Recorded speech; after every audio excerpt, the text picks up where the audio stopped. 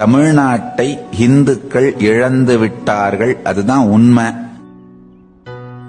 என் வாயால சொல்லக்கூடாதுங்கிறதுக்காக கட்டுப்படுத்திட்டு இருந்தேன். ஆனா என்னைக்காவது ஒரு நாள் இந்த உண்மையை நான் சொன்னா நீங்கெல்லாம் முழிச்சுப்பீங்களோ அப்படிங்கிற ஒரு நப்பாசையில இன்னைக்கு சொல்லிட்டேன். அவ்வளவுதான்.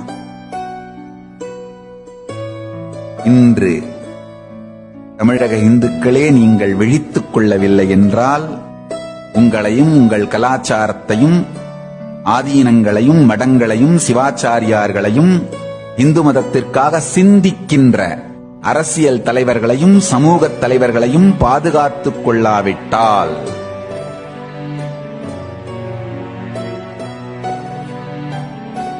இருபத்தஞ்சு வருஷம் 30 வருஷம் அதுக்கப்புறம் என்ன நடக்கும் அதெல்லாம் நான் சொல்ல வரல.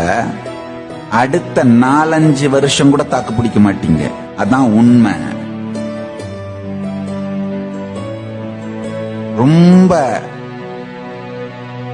அடுத்த தலைமுறை இந்துக்களுக்குத்தான் வாழ்க்கைக்கு சிக்கல் வரும்னு முட்டாள்தனமா கனவு கண்டுட்டு இருக்கீங்க.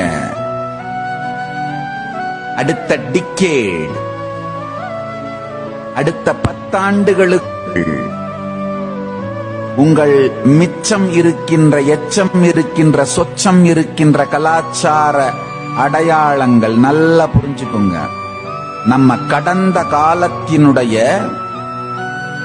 நம் முன்னோர்களுடைய சாதனை பெருமை, அந்த சாதனை பெருமை வாழ்க்கை முறைக்கு அவங்களுக்கு காரணமாயிருந்த உந்து சக்தி இந்து மதம்.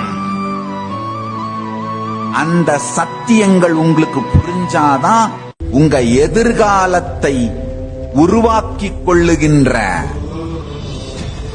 அமைத்துக் கொள்ளுகின்ற தெளிவும் துணிவும் தைரியமும் உங்களுக்கு வரும்.